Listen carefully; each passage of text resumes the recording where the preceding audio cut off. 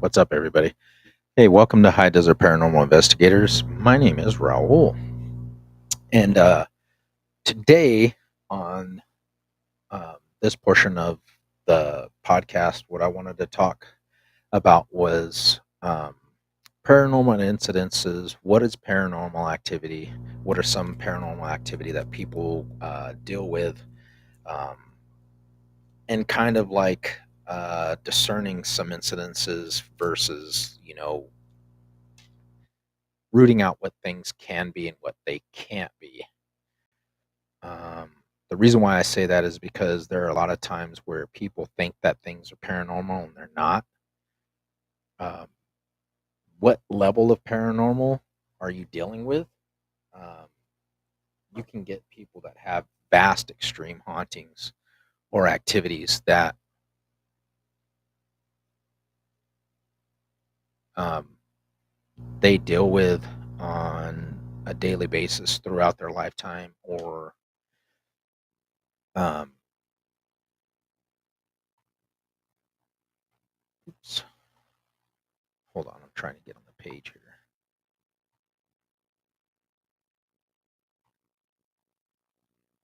Come on, darn it. Hey, you okay? Oh. So I know that last time we went over some of the evidence that we had captured. I hate these headphones. Um, some of the evidence that we had captured of what we caught just going around town, um, and uh, investigating some of the local areas here in Winnemucca. I know it's really hard for us to get out and be able to do things. As you know, if you've got a family, it's family first. Um, we are working on trying to get some local areas investigated. We did do one show where we were invited to come and check out a shop here, Be Still Body Piercing. If you haven't checked it out on YouTube, it's in High Desert Paranormal Investigators under our podcast tab. You can check that investigation out. But we also did do some things where my wife and I just went around and we were investigating some local areas in town that were supposedly supposed to be haunted. And we did catch some really cool stuff. Um, now, is that paranormal activity, or is that just spirits trying to communicate to us uh, through the devices that we were using? Does it mean that people are walking down the street and the ghosts are just like, "Hey, what's up?" Um, the level of activity that people get in certain areas doesn't mean that it's like a hot spot. We got a lot of communication at Bridge. Um, we did go to the Pioneer Cemetery here in town, and was really blown away because the names that came through, one in particular was Anna. And my wife and I mean, I've gone to the cemetery, but I've never paid attention, and was like, "Oh, well, let me document these names down."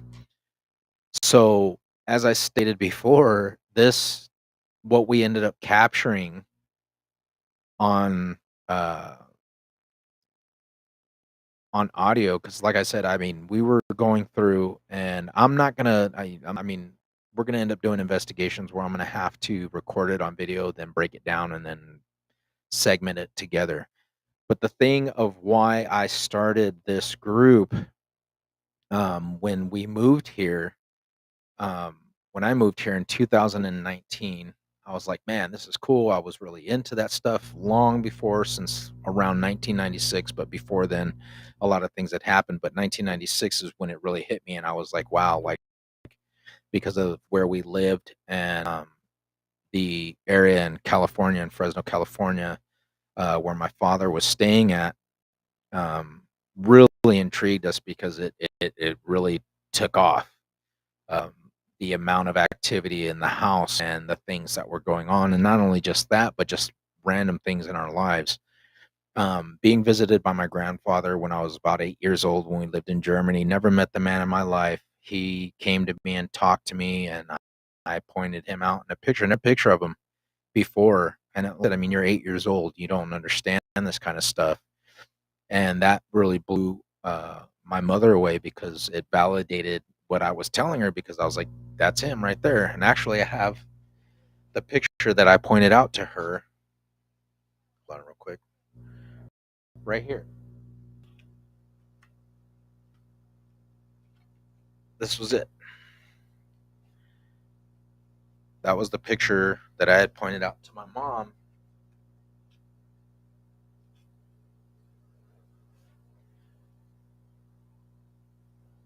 Oh,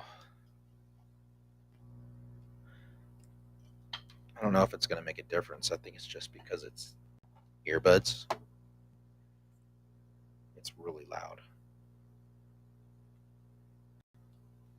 Hello? Yeah, the same thing. It's like echoey. But um the level of paranormal as far as people reaching out and looking for these entities or looking for these spirits or trying to communicate with somebody or something from the other side. Now, paranormal societies have been around since the early 1900s. Harry Houdini had a very disdain outlook for people in the paranormal field because he did not believe in it. He would go around and debunk a lot of the so-called uh, communicators of the other side, I guess is what you want to call them, um, that were frauds because they were going around saying that they could talk to people from the other side. Let me look into talking to your family member that passed away because there was people that were in grieving, people were hurt, people were looking for answers. Is there life after death? Can we talk to our family members, our loved ones on the other side? And I'm not saying that it wasn't real. A lot of them weren't real, but the level of being able to investigate the in-depthness of paranormal is not the way it is now. Luckily, we have things such as technology, I mean, that have advanced us way far ahead, in anything that we could have ever imagined, and we're still progressing, in the field, with some of these engineers who are looking at different ways of mapping out, communicating, actually hearing the voices of the people who are trying to communicate with us, um, and getting to that level where it will become one of those things where we will actually be able to 3D physically see that person in front of us through virtual reality. Um, because the mapping out of these spirits' faces or their structure is 3D. Um, this is as far as we've come from the early days of the 1900s, when, like I said, when Harry Houdini was around with trying to connect with people through vast resources that they had at the time. Not to say that the paranormal was not around; it was just not widely accepted. And the paranormal field, the paranormal society that was around when it first started going through its early phases, um, you had a lot of people that were just like, looking for answers and they couldn't get it. Nowadays, you have the same thing, but we are able to validate it at a level that is unprecedented. So, um, paranormal incidences, you have incidences where they are able to manifest what you call poltergeist activity, where the entities or spirits are able to move objects or manipulate their environment around in an area where they're at. Um, you have the level where the spirits will manifest and show themselves, or the entities will show themselves to you in whatever form, whether it be a mist, orbs. Orbs are what is a field of energy that the spirits manifest. You'll see orbs in certain times when people are doing investigations. It's like, oh well, it looks like it could be a speck of dust. Granted, yes, that is true. Or you can get the orbs that are like moving, like we had when we were doing the investigation at um, Be Still Body Piercing, when it went to the um, REM pod and it made a right turn, and you see it leave out of screen. That is not coincidence that a dust particle would just go, stop, and then turn. Those are things that we can say, okay, well, that had to be something because we were asking the spirit to touch it. You see the orb come into frame. The REM pod makes its light shine. One of the lights goes off, and then it moves. And that is the validation that you look for uh, in a paranormal field, of when things can manipulate, or you're asking it to do something and it does it. Now, there are devices and manipulations of the area and the atmosphere around you. You have things such as um, EMF pumps, which are electro uh, magnetic field pumps that pump out electromagnetic fields into the air, because it's said that the more energy that spirits have, the more it's able to produce or give you more activity to document. Um, Now, saying that, a lot of times people are getting themselves into something where they're opening doorways that they don't want to open up, um, by allowing things to come through them. Now, this goes along the lines of what I always try and tell people is this: if you don't know what you're doing, stay away from it. Don't try it. Don't invoke it. Don't even freaking joke around with your friends or your buddies or anything like that and say, oh, well, let's try and do this. Because if you go about saying, okay, is there anybody out there? What are you doing? You're asking for whatever's around in its vicinity to come and talk to you. Now, when you start being specific and you're saying, okay, I would like to speak to this person, and you start asking questions that that person should know, and it starts answering you with responses that are collaborating with what you're saying, now you have a intelligent response from whatever that you're trying to communicate with, or whoever you're trying to communicate with. If you're going to go do an investigation and you're just like, oh, well, if there's anybody out here and you want to talk, come and talk to us, you know, now you're opening up the door for whatever is in that realm of your investigation to speak to you. Now, it may be a good spirit, could be a bad spirit, could be somebody who was a freaking total, jack off in their past life that was just straight up evil. Now you're allowing that essence to come through and talk to you. And you get a lot of times where people that do this stuff get these attachments that hold on to them, and they take it with them. And then they want to wonder why, oh, well, now I've got all this stuff where I'm getting sick, or this bad stuff is happening to me and I don't know why. Well, because you're messing around with stuff and you're not understanding what you're doing. Okay. And you're bringing attachments by asking and not being specific about it, and not doing things in order to protect yourself. Before I go into any investigation, my wife and I, we go through a level where we just protect ourselves before we go out and we do stuff. Now, we haven't gone to something where we're like, let's, totally surround ourselves and do things that we know that we're going to need protection with, because um, if we get into something, her and I will look at each other and be like, okay, well, we're getting these responses coming through. We'll sense or understand what is bad, or I will tell her. If she feels bad about it, she'll let me know.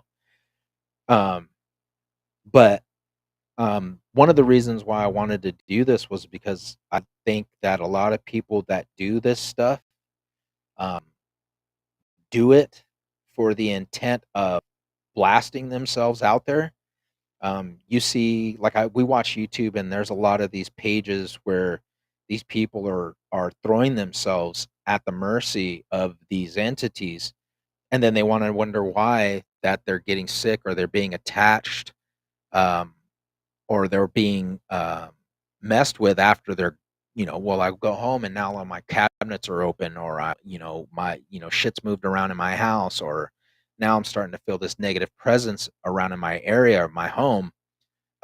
Just be very careful about what you do and what you're saying and what you're voicing coming out of your mouth, because you're speaking to these things, and people don't realize that these energies are energies of people that have passed away in tragic circumstances, perhaps, and then sometimes even um, areas of tragedy where it was sudden.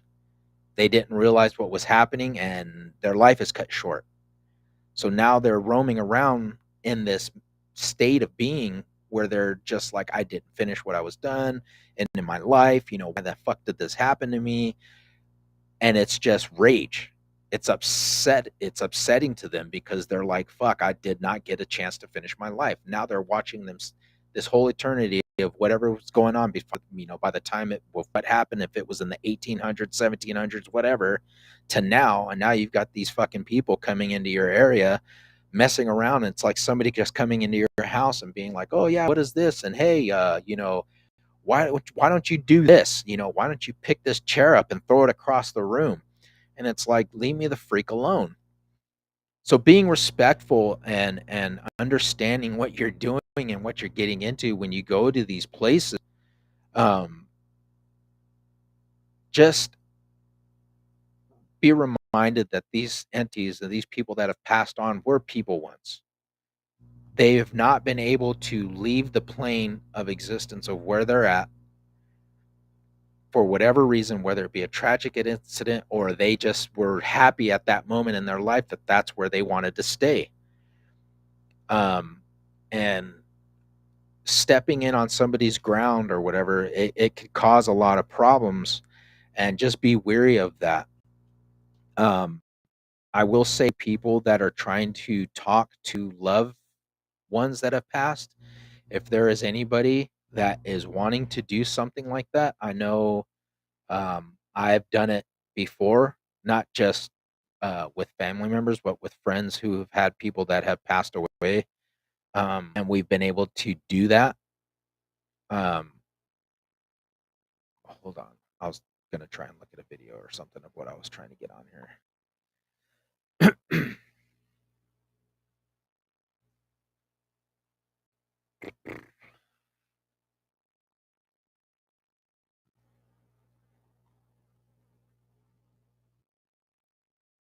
do, do, do, do, do.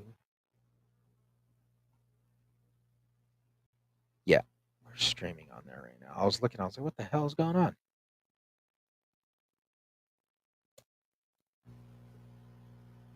Huh. Let's see.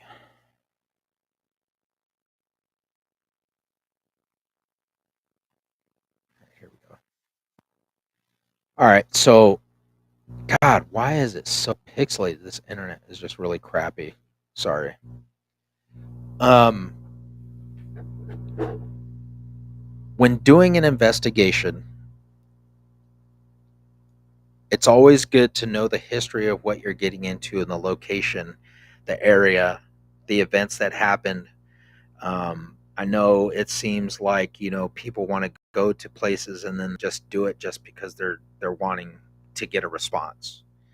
Um, as I've said before, with my wife and I, what we do is it's the validation of the life after death that we're looking after.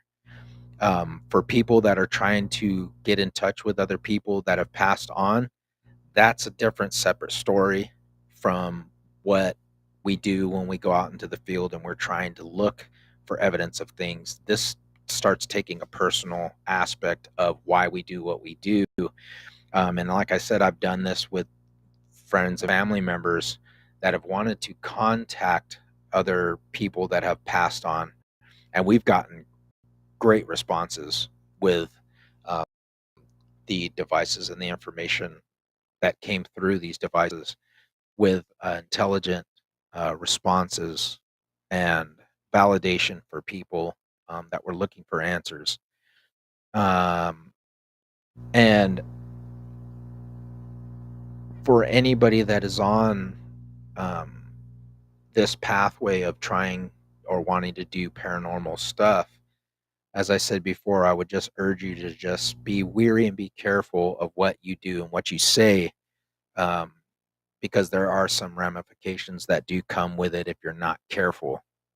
Um, so, with that note, um, anybody that is wanting to do an investigation, um, whether it be here in town or anywhere in the local area, or any friends or family members that are wanting to come online and wanting to see if we can capture something through the devices. And as I said, it's very rare that we ever I've never done it where I've had to go online and you're cross just doing video chat with each other and trying to do something like that. So that would be a first, um, for us, to try and do it. But if we can't reach out and go to you, we can do that online, which I think would be really cool to try and see if we can validate some answers that you might have. But there are a lot of places, as I said before, when we were in Germany and I talked with my buddy Kyle, who was on here on the episode that we did together, when we were talking about this little spirit of the little girl that we were talking to that was communicating with us through the Ouija board. And like I said, sometimes these spirits will try and tell you something, and it's for a reason. And in this case, what the little girl was trying to tell us was is that she did not want to talk until somebody that she did not want in the room was gone. And as we went around and we were telling everybody, is it me? Is it me? Is it me? Is it me? Is it me? And it finally it got to my buddy Kyle, and it was telling him, you know, it's him. So he leaves, and she starts talking to us, and we're like, why did you want him to leave? Did he have something to do with your death? And she was like, yes. And we were like, okay, can you tell us who in his family had something to do with whatever? And it spelled out his family's last name because he has German ancestors from that area in Eder Oberstein. And it blew us away because he was gone. I didn't even know what the hell his ancestor's last name was. So we wrote it down on a piece of paper. And after all the crap that was going on that we started seeing, we're like, okay, we're done. We're sorry, for bothering you. We just wanted to come with respect. We're going to close this circle now. And you left it at that. We leave, we go down, and I'm like, hey, dude, do you know why she wanted you not to be here? And I asked him, I said, what you see, you're always telling us about family members that were around and yada yada and your ancestry, yada, yeah, whatever. What was their last name? He told us the last name, and I opened up the fucking piece of paper and I showed it to him, and it blew him away. And like I said, in that episode, he validated it for us and he was telling us about it. And that's the level of in-depthness that I'm talking about is when you can validate that, that shows right there that the intelligence of these spirits that have passed on is still, they're still alive. They're still there. They're just in another dimension, in another realm. We're just able to communicate with them for whatever various reasons. They have something that they want to say. They need to let it out. They need to tell us because we found out this little girl died of a horrible death. She was poisoned or was killed in this village from a sickness, and she was buried in the cemetery there in Eder Oberstein where we were doing the investigation, and we happened to be talking to her. So that's pretty cool. Talking to friends and family members, it's really weary because sometimes you'll get people that were coming through and they're like, I've had instances where somebody was trying to communicate with me, and it was like trying to say that it was my grandmother, because I was not able to be there for my grandmother when she passed away, and she was trying to get a hold of me. Was really, I was like, I don't know. I don't think so. So I started, asking these questions, and it was weird because in the room where we were at, now mind you, this is in Europe. I said, okay, what is one thing that my grandmother loved? Validate for me that you're my grandmother. And I shit you not, while we were there in that room, it started smelling like roses, like the fragrant roses. And I said, okay. And that for me validated it, among other things that I was asking questions about. So the manipulation, people say, oh, well, things can manipulate and, get you into becoming, sucked into this thing where it's pretending to be somebody. That's where the negative energies start coming in, and the manipulation of these entities that are dark, that wish to cause harm or cause um, malice in your life by causing chaos through this doorway that you open up. Um, and that's why I say it's very, you know, it's very possible for those things to happen with people who take doing this very lightly. Um, if you go into the mindset of protecting yourself before you go and after you go, and opening and closing those doorways when you do investigations, or your intent of doing what you're doing, um, you can have a positive outcome. But when you go in there and you're doing things that you're just like messing around with, then you get what's coming to you, pretty much. Um, so paranormal incidences, we have, I mean, if you go on YouTube, I mean, you can see, I mean, let's just check out some of these right now and see what I'm trying to tell you guys or show you. Um, let's see. Let me close this.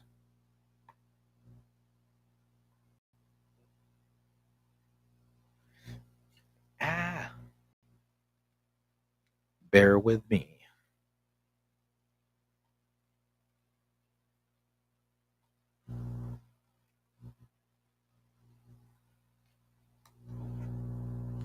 It's so funny because I'm like sitting here throughout the day and I'm just like watching these videos going, oh man, that's pretty crazy. Let me check this out.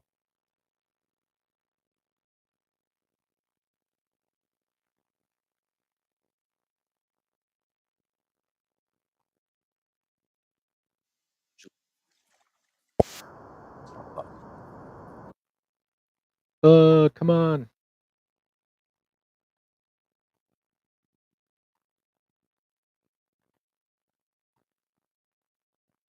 All right, cool. All right, let's check it out.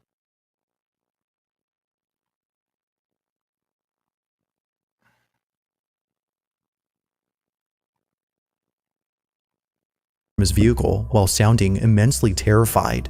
According to the driver, he had to pull over immediately, as it was just then that something baffling had occurred. In his own words, he was driving back to base when suddenly he saw something in the back of the ambulance. Upon realizing what it was, he stops the vehicle and jumps out in a panicked state. Now, due to a lack of parking, he parks the ambulance inside an alleyway, but even from a distance, he can't seem to look away from the truck. Clearly, something has left him deeply unsettled. The following is his footage. Take a look. Alright, so I'm not sure how to talk about this, but well, Now, this is like incidences. This is cool capture because people capture this stuff just randomly. Things are happening. They don't know what the fuck is going on. And they capture this stuff. And this poor guy's at work. And he's trying to figure it out. And there's something in the back of his truck. So he stops. first off, I've been an EMT just for a little bit, and like I ain't never experienced nothing like this.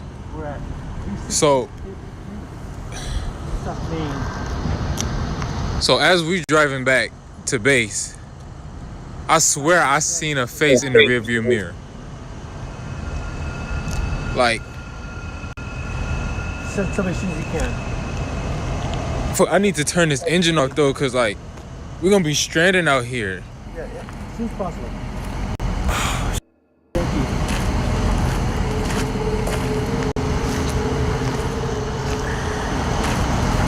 I'm not trying to go back in this truck.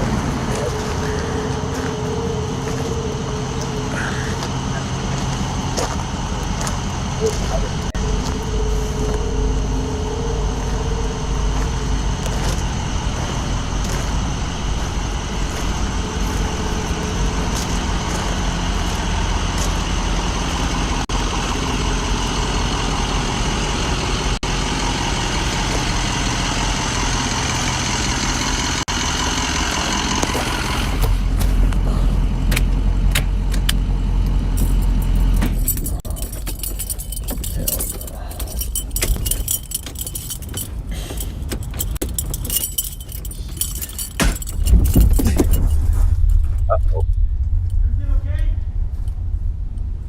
Uh-oh.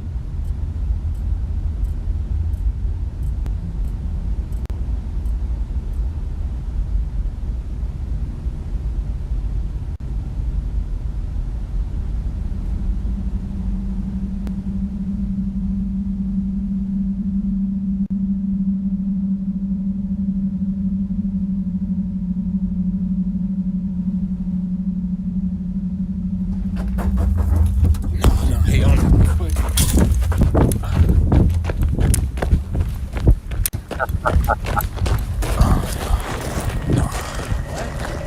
I don't know if you see it, but can y'all see that back door? Like it just, like it just flew open. Like can y'all, Oh, shit. nah, what the? What was that? Wow, that's crazy. Can y'all see it? Nah, hell no. Nah.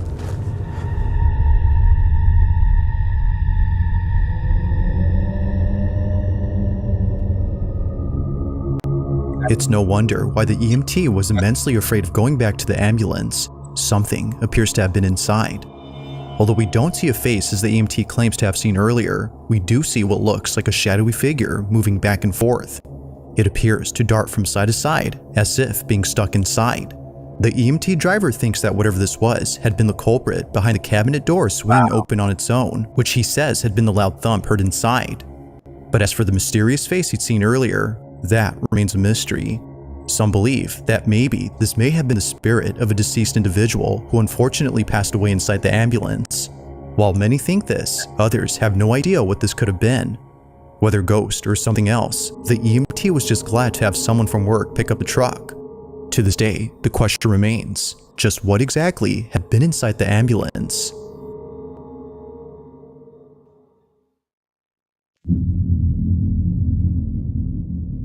In the following video, 3 friends are alone at home when one friend decides to call their mom after something scary had occurred. I should be home in about 10 minutes. I need you to stay calm though, okay? Okay. So calm, quiet, keep the door locked.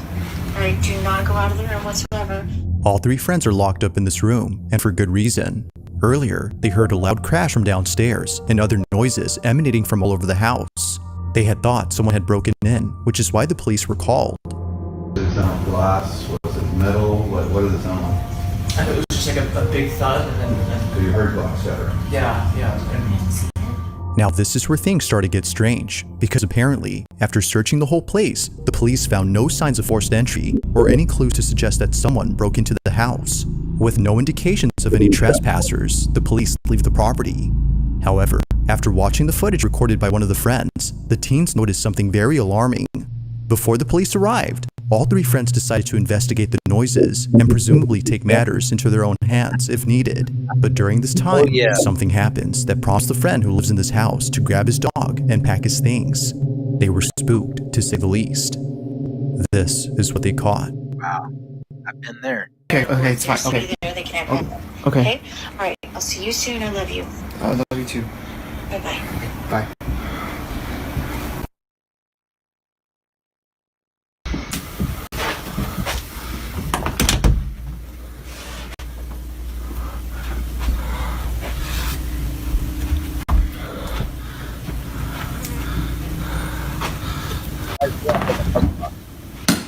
Okay, there you go.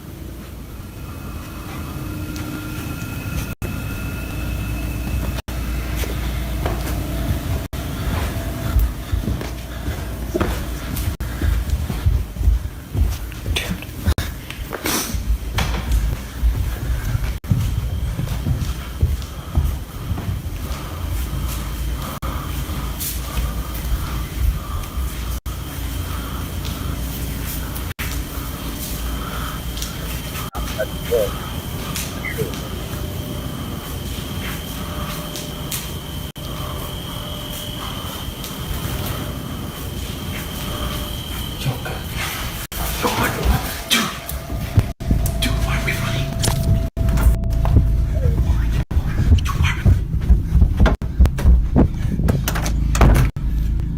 Apparently, one of the friends had noticed something moving in the dark. Although we don't see it on camera, something else is seen that none of the friends had noticed until watching this video much later. In case you missed it, this is what was caught.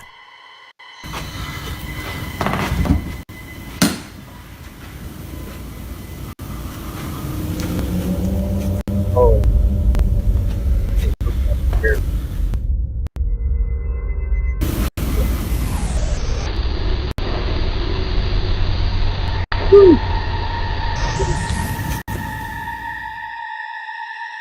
Eerily, something can be seen moving behind the railing. In a swift motion, this mysterious object passes by without making sound. It almost seems to be floating, given how it seemingly glides. But by far, the creepiest thing about this is that a face can be made out. It's hard to see at first, but watching this again, certain features that a face would have can be seen briefly. Its uncanny motion and closeness to the ground have led the group to believe that a ghost was caught on camera. To them, it looks as though a floating head had passed by. If only they had seen this before the police arrived. As they state, who knows what they would have said about this. While the supposed shadowy figure they saw was enough to scare them, this would have definitely scared the living daylights out of them. Now, up until now, there haven't been any updates, but until then, let me know your thoughts on this one. That's pretty cool.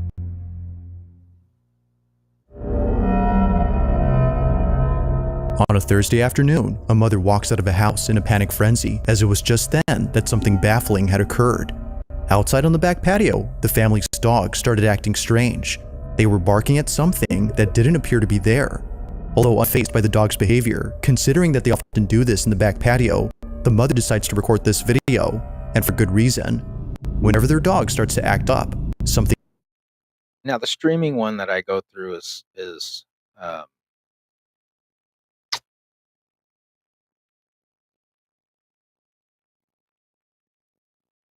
this one. I think it's this one. Yeah.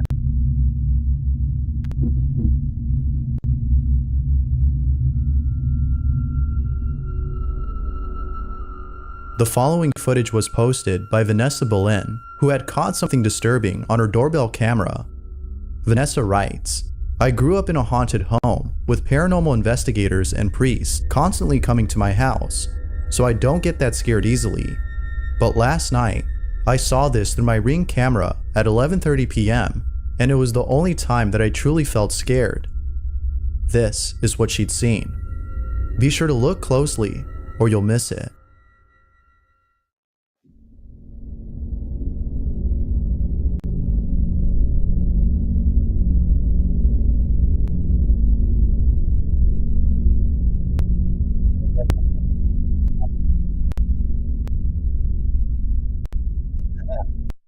The owner who posted the video writes, "Hazel has been growling for 10 minutes. I checked the security cameras to see if..." Anyway, so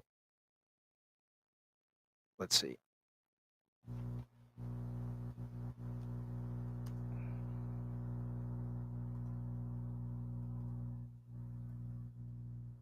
What the? Come on.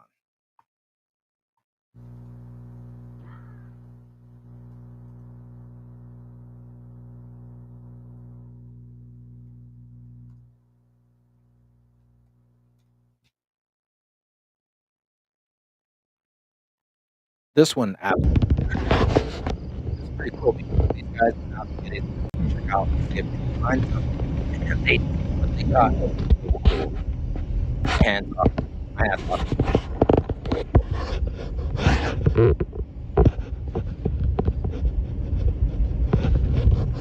Oh, shit. I don't know if you can. Go back just a little bit. Check it out for yourself.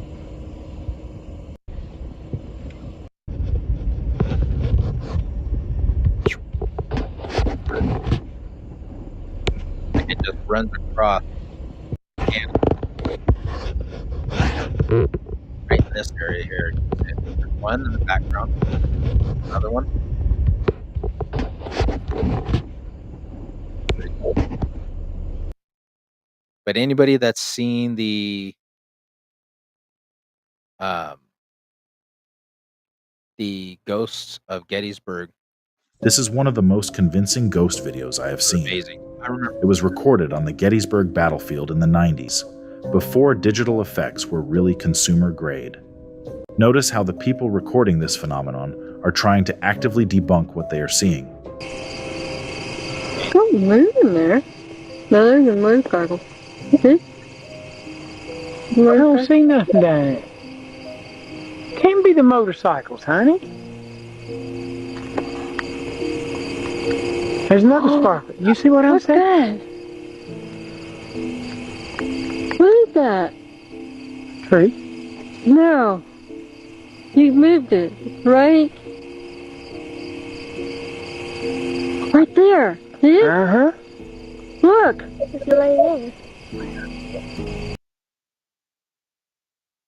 that uh, is one of the things that you look for, and that's like the holy grail of finding paranormal evidence, is capturing it on video or getting a clear voice or an answer to your question. It's like solid gold. And as my buddy Jimmy used to say, solid gold, baby. And that's what we look for. Um, what we're investigating, getting the evidence, the responses, the video, the photography,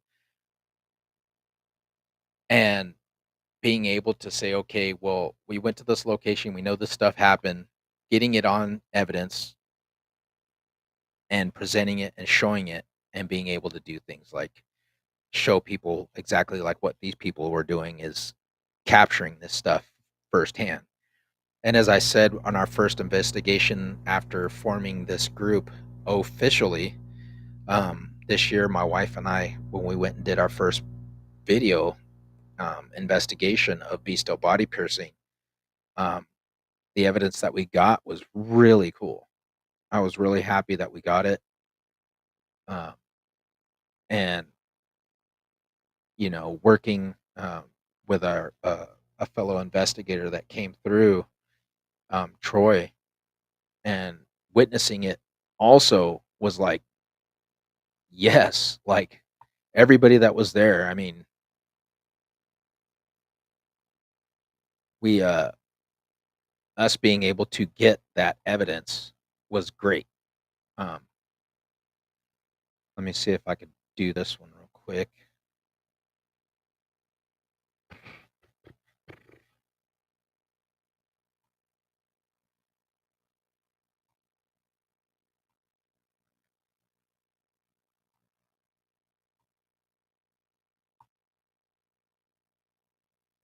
All right, so this one right here is in the bathroom of bestial body piercing.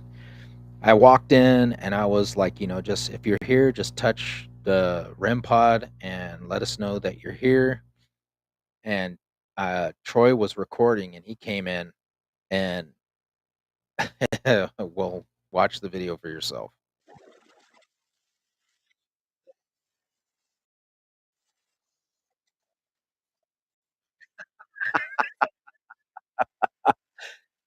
And at the same time as it moved this on our app that we were using, it says, I like you.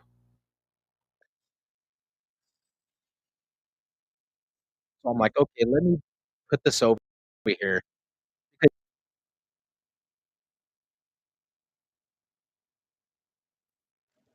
Here we go again. See it, nudge it, and then it moves it. Or I lied to you. Yeah, that was pretty cool. So that right there in of itself was like trippy. We weren't expecting that to happen, and it happened. Um, let me see if I can get the video of when we went down.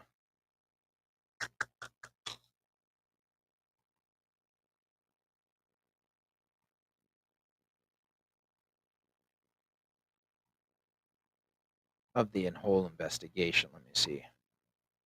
And the video that really tripped us out because seeing that orb do what it was doing, it shouldn't have happened.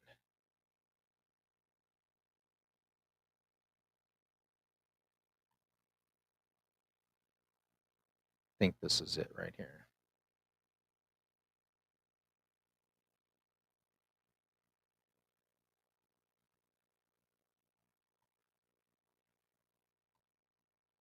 Yeah, this is it.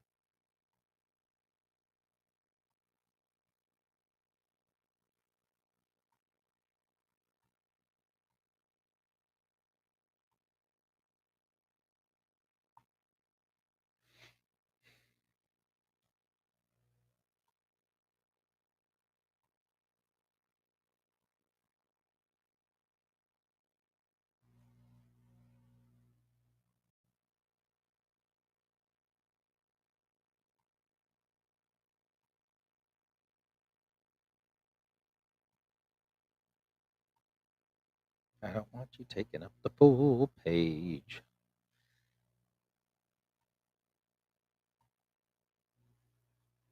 All right. Anyway, so here we go. This is when we were at Beasto Body Piercing, and I'm just using this as reference to show you like this the speck of dust versus an orb actually communicating with the rod. So check it out.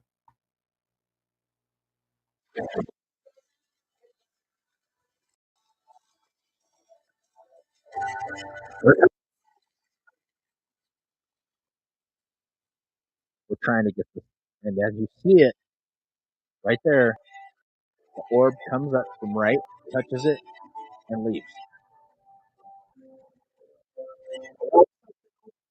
Yeah,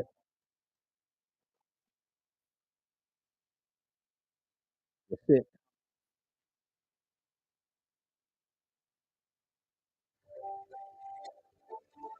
Did you see it? That's pretty cool stuff.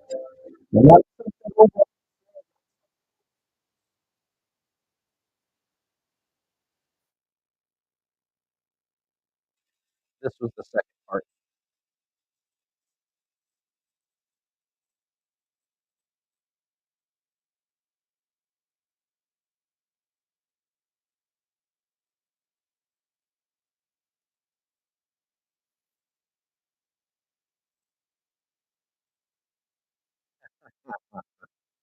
That's pretty cool. Like I said, I mean, when you get things that happen like that and it validates that there's something there and it's able to move or manipulate those objects to show you, that's pretty awesome.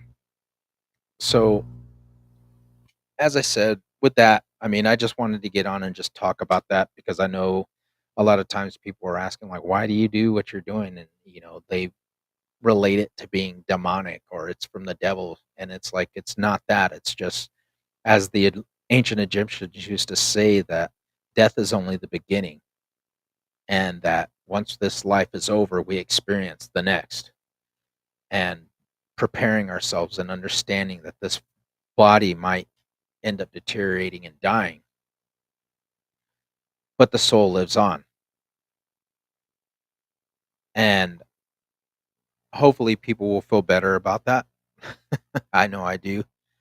And that has always intrigued me to be more interested in talking or communicating or doing what I'm doing with my wife and fellow investigators and looking into this stuff is because it validates for me what I've always felt and understood and tried to uh, clarify, because I believe that there is life after death, and I believe that there um, is, in fact, the ability for us to reach out and speak to each other, to our loved ones, to friends, to other people, or interact with our environments from the other side, because I believe that the dimensions are just together. It's just separate. It's linear with each other, and we're able to cross through where that veil it lines up with one another, and spirits are able to talk to us. With us. So I hope you guys like this. This is cool. I mean, I want to be able to. We're going to be getting out and doing some more investigations. If you didn't see where we went out to Pioneer Cemetery and we're getting answers and responses and actually finding the person who called out to us from the other side and finding their gravestone after we had gotten into it, walking into the cemetery, and they gave us their name and we are like, okay. And later on, we ended up finding it. So that was pretty cool. We're going to be doing some more investigations.